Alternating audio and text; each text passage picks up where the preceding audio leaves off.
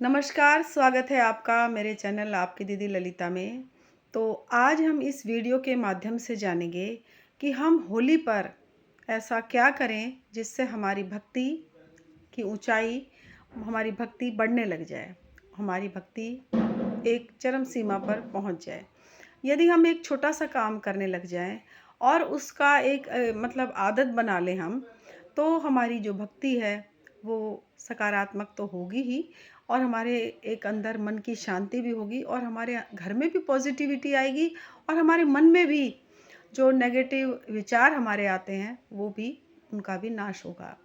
तो कब किया जाता है ये काम? किस तरह हम अपने कुछ मंत्रों को सिद्ध करके हम भगवान की भक्ति को और आगे बढ़ा सकते हैं। हम अपनी भक्ति को आगे बढ़ा सकते हैं, भगवान के एक करीब आने की कोशिश कर सकते हैं। तो देखिए होली जो हम जो जिस दिन होलिका दहन होता है, उस दिन जो हम गृहस्थी हैं, हम अपने मंत्रों की सिद्धि भी कर सकते हैं। कुछ रात्रियाँ ऐसी होती हैं कि जिसमें हम अपने मंत्रों की सिद्ध करके अपने मंत्रों को हम अगर लगातार जप करते हैं और उन मंत्रों का जप करें हम जैसे कोई भी मनोकामना लेकर हम जब जप करते हैं तो हमारी जो मनोकामना भी पूर्ण होती है और हमारे घर में भी सकारात्मकता का वास होता है। जो तांत्रिक लोग होते हैं वो होलिका दहन वाले दिन भी और होलिका से अगले दिन भी जिस दिन होली खेली जाती है, धुलैंडी बोलते हैं जिसको, जो रंगों की होली होती है, उस दिन भी वो शाबर मंत्र का जप करते हैं और शाबर मंत्र का जप करके वो तांत्रिक शक्तियों को मतलब मंत्रों को जपते हैं। तो कई लोग शमशान में जाके जप करते हैं, कई लोग माँ काली की उग्र रूप की पूजा करके और उस मंत्र की सिद्धि करते हैं। तो मतलब वो एक अलग विषय हो जाएगा। हम एक गृहस्थी जो लोग हैं, हम अपनी भक्ति में किस तरह ऊपर उठें, हम अ, उस बारे में आज जानेंगे। तो होलिका दहन वाले दिन आप व्रत रखते होंगे, जैसे पूर्णिमा का जो व्रत रखते हैं वो बहनें भी रखती होंगी और हमारे यहाँ हरियाणा, यूपी, बिहार इनमें कहीं-कहीं जगह हमारे जो मैं मतलब हरियाणा और दिल्ली से ही बिलॉन्ग करती हूँ, दिल्ली मेरा मायका है और हरियाणा में मेरी शादी हुई है। तो हमारे यहाँ अ मतलब ये होली वाले दिन व्रत भी रखा जाता है, चाहे बहनें पूर्णिमा को रखें या ना रखें। तो अगर आपके यहाँ नहीं रखते तो आप ना रखें क्योंकि जो एक परंपरा बनी होती है हमारे घर परिवार में कि हम शुरू से जो करते आ रहे हैं, हम उसी काम को करें, उसी में हमें बरकत और सकारात्मक मिलेगी। तो कई जगह तो क्या होता है कि पूरे जैसे व्रत रखा जाता है तो पूरे दिन व्रत रखते हैं और शाम के समय जब होलिका दहन होती है तो हम लोग एक जल का लोटा भर के लेके जाते हैं और उस जल को होलिका में डालते हैं। इसके पीछे एक ये कथा प्रचलित है कि जब प्रहलाद जी की बुआ उन्हें लेकर बैठी थी होलिका में तो जब उन्हें एक मतलब वरदान था उनको प्राप्त कि ब्रह्मा जी से एक चुनरी उनको मिली हुई थी कि अग्नि में भी वो जल नहीं पाएगी। लेकिन उनका वरदान जो है वो इसलिए निष्फल हो गया क्योंकि उन्होंने एक धार्मिक जो भक्त के ऊपर उन्होंने अपना जो चुन्नी ओढ़ने का जो अस्त्र था वो चलाया मतलब उन्होंने पाप रूप से उस भक्त को नाश पहुँचाना चाहा, उन्हें मारना चाहा, उन्हें नष्ट करना चाहा। तो जब भगवान ने देखा कि भई ये तो उन्होंने धर्म के कार्य के लिए उन्हें वरदान दिया था कि आप अग्नि में भी नहीं जल पाओगे, तो अग्निदेव ने वो जो उनका वरदान था वो अभिशाप के रूप में हुआ। प्रहलाद भक्त बच गए और जो होलिका थी वो जल गई। तो इसी वजह से जब सब नगरी को पता चला कि प्रहलाद बच गए, तो एक स्नेह स्वरूप उनके लिए उस समय सतयुग में तो बताते हैं कि भगवान ने बारिश कर दी थी और अब जैसे-जैसे ये प्रचार हुआ तो लोग स्नेह रूप में आदर स्वरूप एक लोटा जल भरकर लेके जाते हैं और उसमें होलिका में डालकर आते हैं। इससे उस व्रत की पूर्णाहुति होती है। तो ये मैंने आपको एक थोड़ा-सा सारांश बताया जो हम पूजा करते हैं। अब मैं आपको बताऊँगी जहाँ व्रत नहीं रखते कोई बात नहीं आप व्रत मत कीजिए। यदि आपके कुल परंपरा में ये व्रत नहीं रखते तो आप मत रखिए। मंत्रों की सिद्धि बताती हूँ आपको कि आप क्या करें सुबह संकल्प लें व्रत मतलब जो मंत्र की सिद्धि आप करेंगे उसका। तो संकल्प कैसे लेंगे आप स्नान कर लीजिए। स्नान करने के बाद आप अपने मंदिर में आ जाइए। मंदिर में आकर आप अपने जो आपका दाहिना हाथ है उसमें आप थोड़े से चावल और एक फूल रख लीजिए और जल का लोटा अपने सामने रख लीजिए। आप जिस भी मंत्र को सिद्ध करना चाहते हैं उस मंत्र को सिद्ध करने के लिए उस मंत्र का नाम लें कि माँ, मतलब उसी देवता का नाम। जैसे आप हनुमान जी के मंत्र को सिद्ध करना चाहते हैं तो आप हम हनुमते नमः ये वाला मंत्र ले सकते हैं। ओम आंजनेय नमः, ओम रामदूताय नमः। इस तरह से आप तुलसी की माला पर इस मंत्र का जाप करेंगे तो आप हनुमान जी के प्रति बोलेंगे कि हे हनुमान जी, मैं, मतलब जैसे आपका नाम, फिर आपका कुल, आपका गोत्र, आप किस राज्य में रह रहे हैं, उसका स्थान, देवता उन, क्योंकि हर स्थान के देवता होते हैं।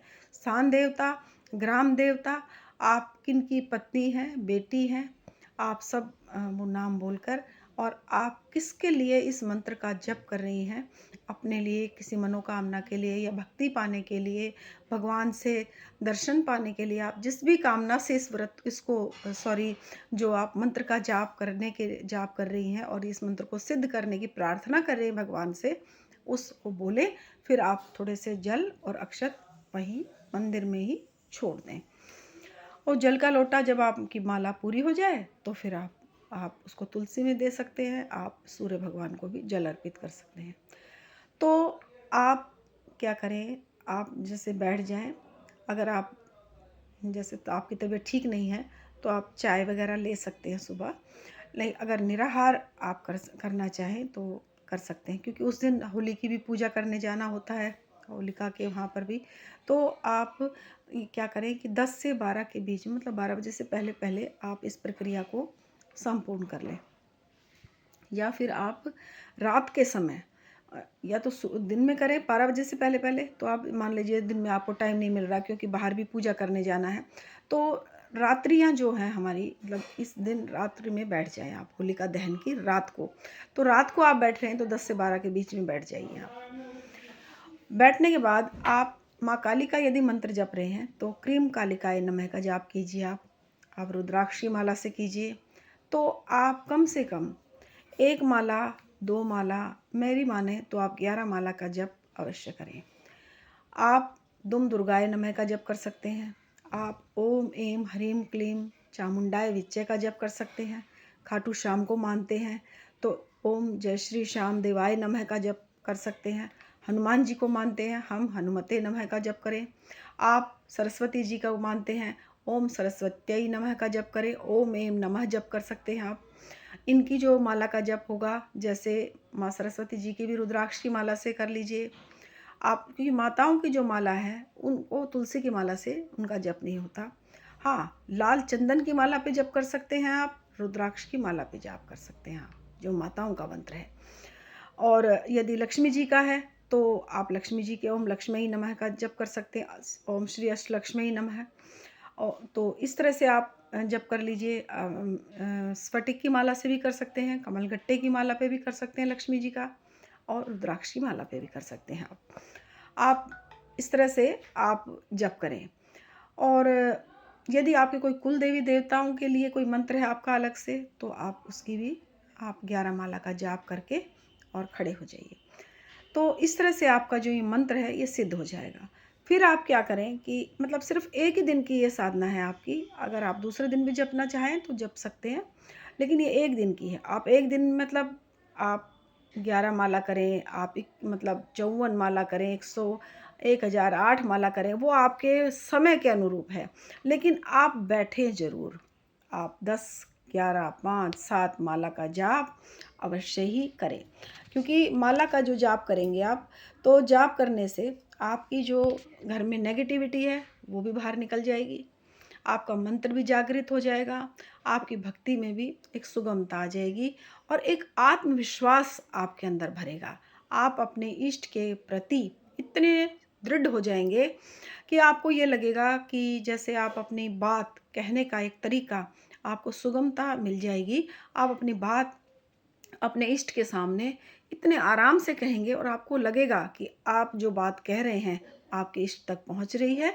और उससे लगातार जब आप उस मंत्र का जाप करेंगे तो आपको लगेगा, आपको प्रेरणा भी मिलेगी कि आप अपने इष्ट के से आपको क्या प्रेरणाएं मिल रही हैं।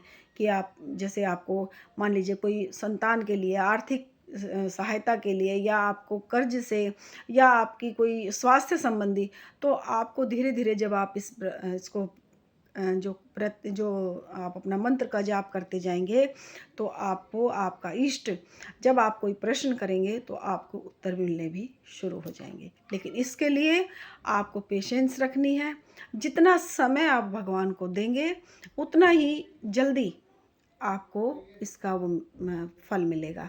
लेकिन आप ये कभी ना सोचें कि मैं मतलब ये कर रहा हूँ तो मुझे ये नहीं मिला, मुझे ये मैं ये कर रहा हूँ, नहीं। आपको सिर्फ आपको कर्म करना है, फल भगवान के ऊपर छोड़ देना है। ये करके आप बिल्कुल मत बैठें कि मतलब मैं ये कर रहा हूँ तो मुझे ये हो ही नहीं रहा। अगर ऐसे करके बैठोगे तो आपका जो ये माइंड है ना, ये आपके घर के कामों में ही उलझा रहेगा। तो जब आप बैठें तो 3 बार गहरी श्वास लें, ऐसे करके छोड़ दें। फिर ओम का जाप करें, ओम। इस तरह से गहरा जप आप करेंगे, जितना मतलब गहरा मैं अभी बता नहीं रही हूँ आपको। तो फिर आप जैसे गहरा, तो इससे क्या होगा कि आपके जो विचार है ना, ये धीरे धीरे से आपके जो दाएं बाएं घूमते हैं ये विचार ख़त्म होने लग जाएंगे और आप भगवान के करीब होने लग जाएंगे। या फिर जो आपकी सांस चल रही है ना, तो आप आंख बंद करके बैठ जाइए, अपने ध्यान को यहाँ केंद्रित कीजिए और आपकी सांस आ रही है और जा रही है, बस उसे ही देखिए आप। धीरे धीरे फिर आपका मेडिटेशन मतलब शुरू हो जाएगा और आपके जो जप करने का ये तरीका, फिर आप अपना जाप कर सकते हैं अपने देवता का। तो इस तरह से आप करेंगे तो आपको अवश्य ही लाभ होगा। ये मतलब मैं उनके लिए बता रही हूँ, जैसे क्या होता है, कई बार हम चालीसा पढ़ रहे होते हैं तो हमारा ध्यान चालीसा के शब्दों में नहीं होता। हमारा ध्यान होता है कि हमारे ये काम रह गया, हमें वो काम करना है, ये काम करना है, और चालीसा संपूर्ण भी हो जाती है और हमें पता भी नहीं लगता। तो ये उन लोगों के लिए है जो कई बार क्या होता है, कोई चिंता गहरी लेके बैठे होते हैं भगवान के प्रति, हम बैठते हैं लेकिन ध्यान बैठे होते हैं भगवान के पास, लेकिन मन कहीं और जा रहा होता है। तो उसलिए उस समय आप ये कार्य अवश्य करें। जैसे अपने श्वासोच्छ्वास की आप गिनती करें, या फिर आप जैसे गहरा ओम जपें और श्वास को 3 बार लंबा गहरा लेकर फिर छोड़ें। थोड़ा श्वास लंबा लें, फिर थोड़ा रुकें, फिर आप बोलें। आप जैसे अनुलोम विलोम कर सकते हैं। तो इस तरह से 5 बार 7 बार अनुलोम विलोम करें और फिर आप माला को लेकर बैठ जाएं और भगवान से प्रार्थना करें कि मैं आपके लिए, भगवान आपकी ही अनुमति से मैं बैठा हूँ, मैंने माला को धारण किया है और आप ही मेरा ये जप संपूर्ण कराएंगे और आप ही मेरा मन आपके श्री चरणों में लगे, इसके लिए मुझ पर कृपा कीजिए। तो आप इस तरह से करेंगे तो आपको अवश्य ही होली का दहन का, होली की जो असली जो होली भगवान के साथ खेलने का फल है वो मिल जाएगा। आप अवश्य करें इस कार्य को, क्योंकि कुछ रात्रियां होती हैं जैसे शिवरात्रि, दिवाली की रात, होली की रात, जन्माष्टमी की रात, और इस तरह की जैसे जो रातें होती हैं हमारी, तो ये रातें हमारी, हम नवरात्रि के रात, नवरात्रि में जैसे 9 रातें होती हैं हमारी, ये हमारी साधना के लिए बहुत अच्छी होती हैं।